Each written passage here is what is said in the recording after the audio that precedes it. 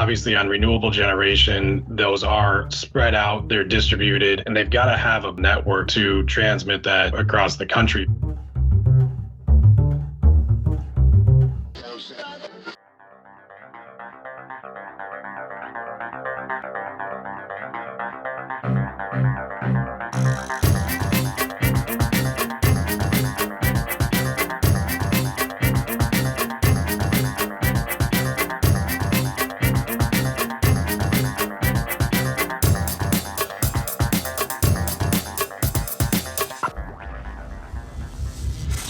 This is EnergyCast, and I'm Jay Dowenhauer. Today we're talking about the need for more transmission on the grid. A lot more. Last year, the National Renewable Energy Lab released a study to analyze how much infrastructure would be needed for the U.S. to get to 100% clean energy by 2035. It was a little eye-watering. Current wind and solar needs to triple, and transmission, the lines connecting it all together, need to triple as well. It reminds me of a study I once did in business school to see how many solar panels it would take to meet the world's energy needs. I lost that report a long time ago, but someone else calculated it would cover over 115,000 square miles, about the size of Arizona. 2035 is in the blink of an eye. Why even write something so ambitious? Sure, we want to believe we can get there if we all try really hard, but reality always rears its ugly head. First off, someone has to put up the money. Most of the time, that requires a utility requesting permission from regulators to charge its customers more money. Probably more challenging, you have to get this permitted, and that may require asking hundreds of landowners very nicely if they can build across their land. My guest and I spend the majority of our conversation discussing transmission. They're currently serving as the owner's engineer on an ambitious high-voltage direct current line from Quebec to New York City. This will supply the Big Apple with enough renewable energy to power over 1 million homes. It's 300 miles long, almost entirely underground. It didn't come together overnight. But as we discuss in the interview, it's not entirely pointless to discuss a goal you can't easily achieve. Like almost every goal you or I have set in our lives, we often have to aim higher to land at the spot where we want to be. There's no doubt 2035 will be a lot cleaner than it is today. The question now becomes, how close can we get to triple transmission? My guest today is Mike Case, Senior Vice President of Energy at WSP, a global engineering firm. If you've worked in energy, you've probably crossed paths with WSP before. They were most recently on my radar in episode 165. WSP is leading all EPCM work for the underground storage section of the ACES Delta Hydrogen Project. The transmission project I mentioned earlier is WSP's Champlain Hudson Power Express HVDC line, which will deliver hydropower from eastern Canada to New York. That project broke ground in 2022 and is expected to be complete in 2026. Mike and I used the NREL study as a jumping off point, discussing just how someone would go about tripling all transmission lines over the next 12 years. We also discuss how solutions like storage can lighten this load. We explore how we'll likely see a lot more DC transmission lines, which haven't seen much action in this country until now. And we also discuss how strategic it is to simply bury all new transmission lines. Out of sight, out of mind, right? I hope you enjoy my conversation with Mike Case. We're here with Mike Case, Senior Vice President of Energy for WSP. And Mike, a study from the National Renewable Energy Lab says the number of transmission lines over the next 20 years will need to triple in order to meet our clean energy needs. Let's start with the first question. Is something like that even feasible, tripling the amount of transmission lines out there?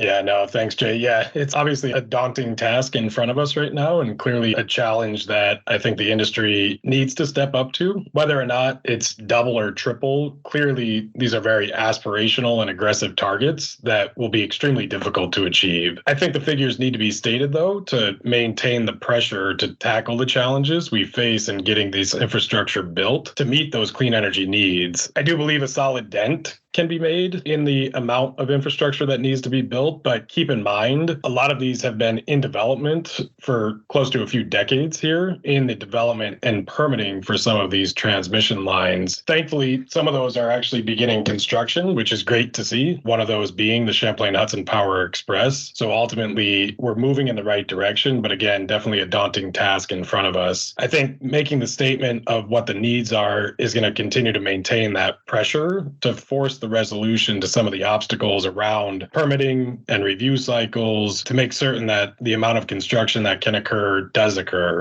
From there, I truly believe the challenge is going to be the workforce to get this accomplished. Everything from the planning and permitting to the engineering and design through the actual construction will be a challenge to meet these targets as well. This is where industry partners, whether it's the utilities, the developers, the engineers, the contractors, will all need to come together collaboratively to even have a remote chance of meeting these ambitions. Absolutely. WSP does a lot. So tell us a little bit about what you're up to. How are you fitting into the mix here? Everything from the upfront planning, permitting, routing associated with transmission lines to the engineering and design, as well as program management services, which also includes construction management. So really the full life cycle of transmission assets. We've got full in-house capabilities given the scale and size of our organization and the growth that we've seen exponentially over the past few years with some of our key acquisitions have really opened up those services to provide that full service offering, whether it's for the utilities or the developers, looking at these major transmission line assets that need to be built over the next couple of decades. And what kind of jobs are you finding yourselves getting? Are you doing greenfield transmission lines? Are you doing just like a lot of upgrades on the existing right-of-ways and everything? Seems like that'd be the easier one to do,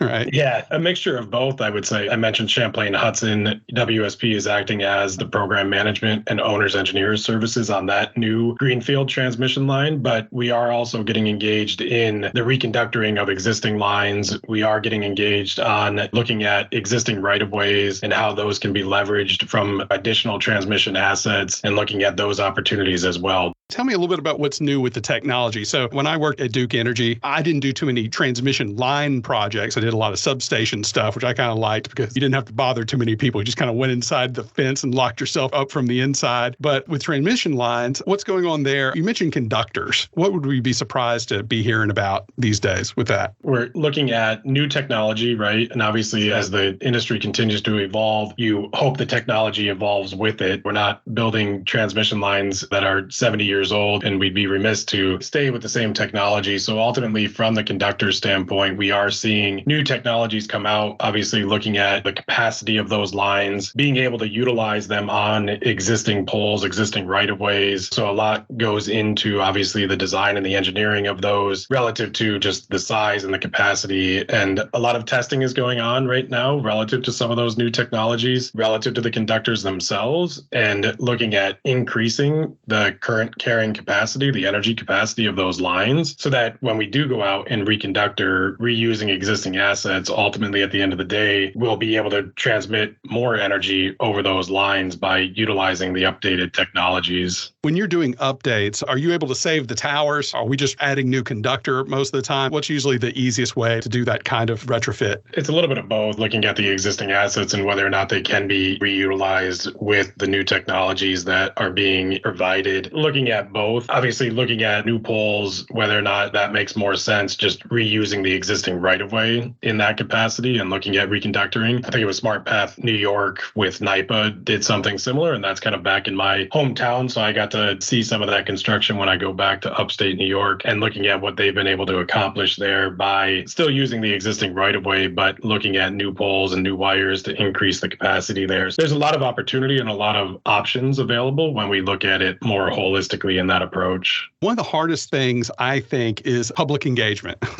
you know, and look, I mean, everyone wants the transmission. No one wants the lines. And so what have been some of the ways that we've been able to help with getting buy-in on the fact that you got more distributed generation, but how do you make that case on the my backyard level? Yeah, it's interesting you say that. That's an area of tremendous growth for WSP specifically, but it's really driven by the need. You look at the developers and the utilities, and like you said, the challenges that they're facing associated with being able to build the infrastructure. Like you said, nobody wants it in their backyard. And I think a lot of it was around the education, and it's really kind of committing the time and the effort that it takes to work with the community and the stakeholders to ultimately make certain that they're on board and they fully understand what's being accomplished. Not only is it the above ground transmission lines when we talk about getting from the rural to the urban environments, but now we're also seeing challenges relative to offshore wind and now bringing that power more kind of in a reversed flow direction in areas that typically have not seen these major utility infrastructure projects occurring. Now they're going to be occurring in their backyard. And I think it's educating them around the benefits associated with the why. And,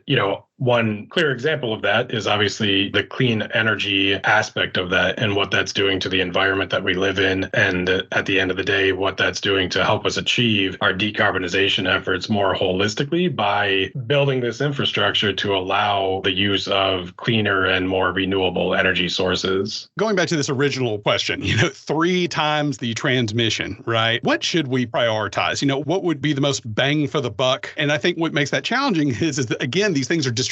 They're spread all over. So I'm thinking, my goodness, it's going to be even harder to tie it all in. At the end of the day, I think getting the critical right-of-ways permitted is going to be key. As you said, it's really driven by generation. And obviously on renewable generation at large utility scale, those are spread out, they're distributed, and they've got to have a backbone and a network to be able to connect into to transmit that across the country, basically. To me, I think the priority needs to be relative to those critical right-of-ways, getting those permitted. It's going to take federal and state mandates to help push those. And I think that's why we need to maintain the pressure on the need for transmission. And, the DOE has the National Interest Electric Transmission Corridor effort underway right now. They're looking at those and looking at how we can interconnect the various ISOs and taking advantage of really kind of a backbone that interconnects the grids and allows the renewable developers to be able to interconnect into that a little bit easier. It's not to say that we don't also need to take advantage of those existing right-of-ways. And as we talked about, looking at reconductoring, looking at increasing the capacity associated with those. So I do think they need to occur in parallel. I think those are more done under capital programs of existing developers or transmission owners that needs to continue while we look at the major developments across the critical right-of-ways and the critical infrastructure backbone in these energy corridors holistically. Mike, utilities, those folks who are financing these sorts of things, they only have a limited amount that they can go to, say, their regulatory agencies. I'm thinking when I worked at Duke, they had to do cost recovery, right? These kinds of capital investments required them going and getting approval essentially to raise the rates to pay for it. Yep. So if you're going to triple the amount of transmission lines,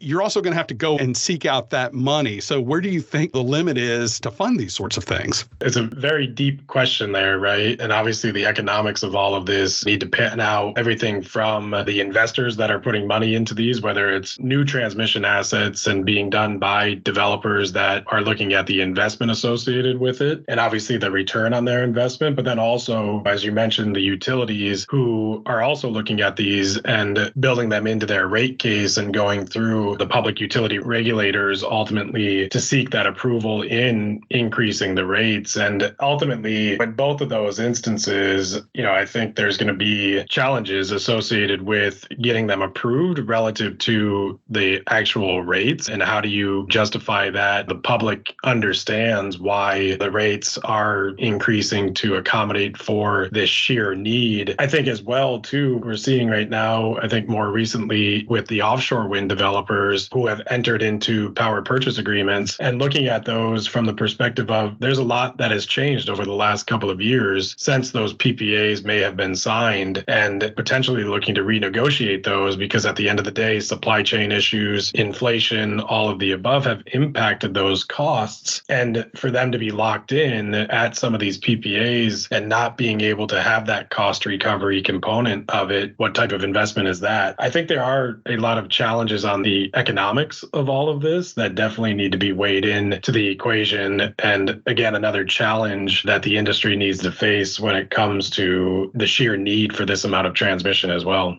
Right. And I was thinking about, you're talking about permitting and everything. You're talking about the grid operators. And we'll see if I can try to distill this so the listeners can understand it. You got a lot of permits in the queue with a lot of these solar projects, for instance. You're loading up the queue and the number of caseworkers that can handle these permits. And I don't know if you guys are competing for the same resources as the solar operators, but what happens is these people at these ISOs, PJM over in the east and MISO in the center of the country, these people get poached by solar companies. for instance. You know what I mean? And so they're always understaffed because those folks are getting hired away for, I'd guess more money. What the problem is then the people who are trying to put the projects in the ground are slowed down.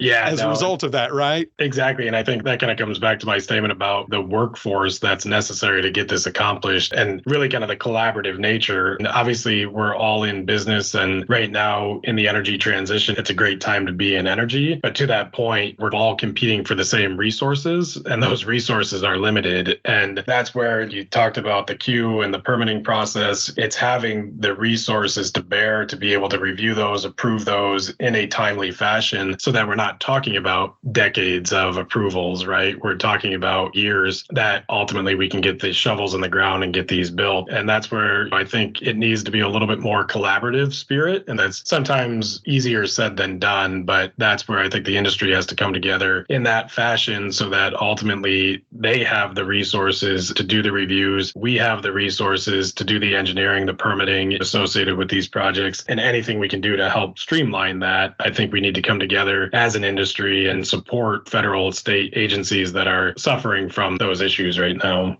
Mike, I had a guest on about 2 years ago. This was episode 132. Guest is actually near your neck of the woods in Florida, near Palm Beach. And he was big on burying transmission lines. His group was really advocating for that, especially in places like California, where they have wildfires every year, Gulf Coast, where a hurricane could hit. You're in Florida. So how much more interest do you think we're starting to see in actually burying big high voltage transmission lines? Yeah, I would say clearly relative to wildfires, I think from a safety perspective to human life, obviously the tragedies that have occurred, yes, it makes sense to do so, right? Anything that we can do to stave off those dangers associated with it, and clearly they've been linked specifically to these type of instances, I think it makes sense that we have to really put it through the lens and look at it from that perspective. Additionally, clearly from a reliability and resiliency perspective, it also makes sense. You mentioned with the hurricanes and ultimately looking at how do we become more resilient to those type of natural disasters. And we've seen that in Florida. They've done a great job of kind of looking at where is it best. And a lot of that historically has been on the distribution side. And that makes perfect sense as the starting point to make a more robust grid is on the distribution. I think you'll see more of that now for the wildfires as well, too, I think, on the distribution level. For the transmission level, however, though, it's got to be much more selective. And to your point, that's really given just the sheer cost and complexity of undergrounding transmission assets. They can be 10 to 20 times more expensive and take years to complete, which ultimately has impacts to the ratepayers. That'll be a challenge that has to go through the various regulatory agencies as well. So it's not without its challenges that I think ultimately at the end of the day, it really needs to be selective in those transmission levels that we look at. I think when it comes to the wildfires, and this is something that we've looked at and are involved with, is where it's feasible. An alternative that needs to be considered is really the community scale microgrids and looking at kind of that distributed generation model, albeit needs to be in a clean energy fashion to allow for those lines to be de-energized during periods of high wildfire risks and the ability to maintain some level of service during that time. So I think there are alternatives out there that we can look at to completely undergrounding the transmission lines, because that will have to be a selective process where that occurs. Yeah, you can't do that everywhere. I think PG&E has pledged quite a bit of money toward that effort, but you were talking about shutting down the lines in the event when there's high risk for wildfires. And I believe what you're talking about is not necessarily that it's dry, it's because there's high wind. Correct. Well, both. Ultimately, conditions that are ripe for wildfire and then the wind. And obviously, looking at those predictions, do the utilities take those preemptive measures to de-energize those transmission lines? And obviously, at the end of that line is a transmission level substation that goes to a distribution substation that feeds your home, it feeds the police office, it feeds the hospital. So are there mechanisms to put more localized generation at the end of that line that ultimately we can still maintain maintain critical level of service should they have to take that preemptive measure. In high wind events, what's happening, you got 3 lines and the wind, they'll actually slap together. That's usually what causes the wildfire. Yeah. So you guys are building new transmission lines. Is there any technology you can do to keep that from happening? I mean, you can't just tether one to the other or something like that to keep them spaced out?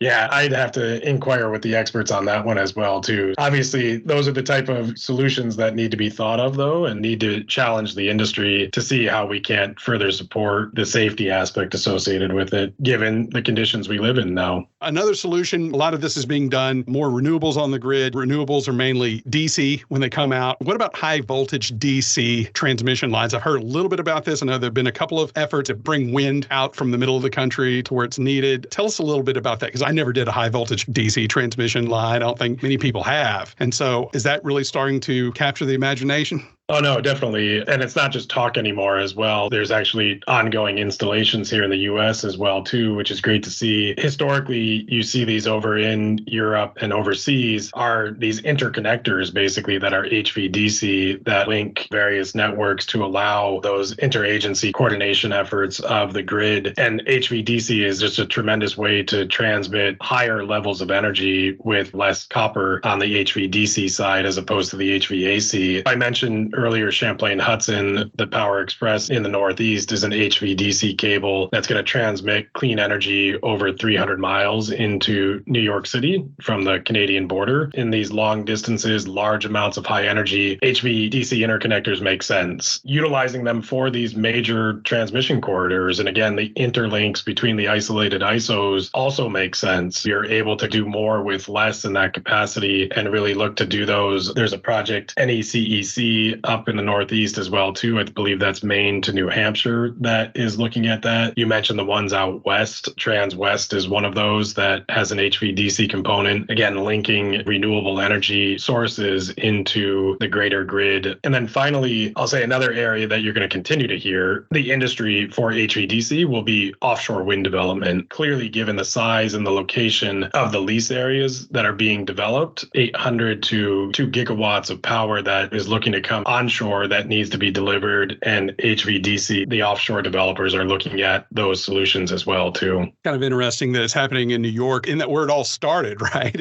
Correct. In the Edison days, and they were doing DC lines. At higher voltage, it's more efficient. Yeah, you can transmit more that way. Installation costs and overall reliability associated with it is also greater in that capacity as well, too. At the ends, you have to have the converter stations. Clearly, a lot of infrastructure. It's basically another substation that needs to be built to convert it from DC back to AC, because obviously the rest of the grid is AC. So you do have those aspects that you need to consider into the equation as well. But again, when you talk about the interlinks between those two, the savings is worth the cost there. At PowerGen earlier this year, I did a panel on energy storage and what is the best economic model for that. And we got into a lot of talk about all the options for issues like what we're talking about today. Like you got a surplus of renewables. In some places, I talk about this all the time. My listeners probably get tired of me mentioning it. And, California, they're curtailing solar power. They're making so much of it. My guest from Ernst & Young, EY, he had a nice little chart that showed all the solutions for taking care of it, right? And so you got storage is one of them. Transmission is one of them. Generation assets that are flexible, ramp up and down. There's a lot of different sources like that. So where does something like storage make sense? And where does transmission make sense? I think that's really the two choices that a place like California really has. You either wheel it out of there or you store it and use it later, right? Yeah. Storage we really need in large scale. I do think batteries have their role, but the scale of them, the duration of them, the locality of them, until we continue to expand the technology, which we are, batteries are going to be limited in the storage capacity. They're clearly going to have their use, but longer duration storage to have that spinning reserve. A great example is what's happening at the ACES Delta project out in Utah, which ultimately at the end of the day is hydrogen storage. WSP has actually just completed the drilling of 2 salt caverns. We're in the process of solution mining those right now. That will ultimately become the largest hydrogen storage capacity in the US that will be utilized in power generation, basically gas turbines that will eventually, hopefully, run on full hydrogen. It'll start with a blend of hydrogen that will give us the spinning reserve because you've got that hydrogen storage capacity. So when the wind doesn't blow, the sun doesn't shine, you still have a clean source of energy that ultimately gives us that spinning reserve to then transmit power. This one happens to transmit into LA DWP. So it's actually helping decarbonize the grid in California as well, too. It's those type of solutions that we need to look at how we can ultimately utilize storage capacities, whether it's hydrogen, whether it's batteries, whether it's pumped storage, and still a need for transmission to transmit those accordingly. So I do think they're still interlinked on the large scale storage aspect of it. But clearly, options out there. I think the grid needs to be more flexible for those diverse options of storage and generation that we're going to see on the grid in the future. You bet. I'm glad you brought up the ACES project out there. If you weren't going to talk about it, I was going to brag on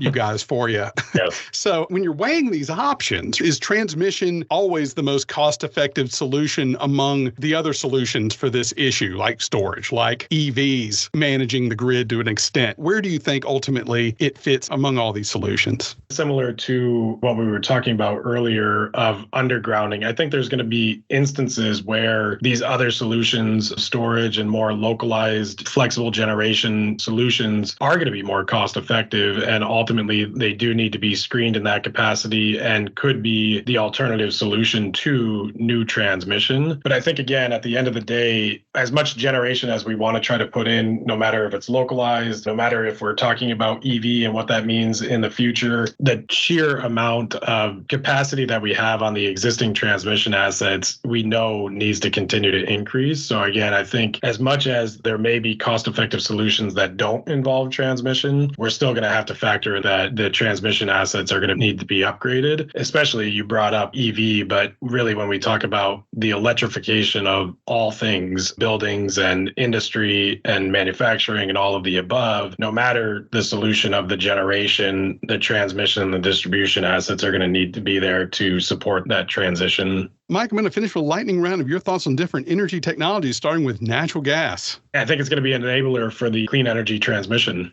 Crude oil. Remains with its ebbs and flows.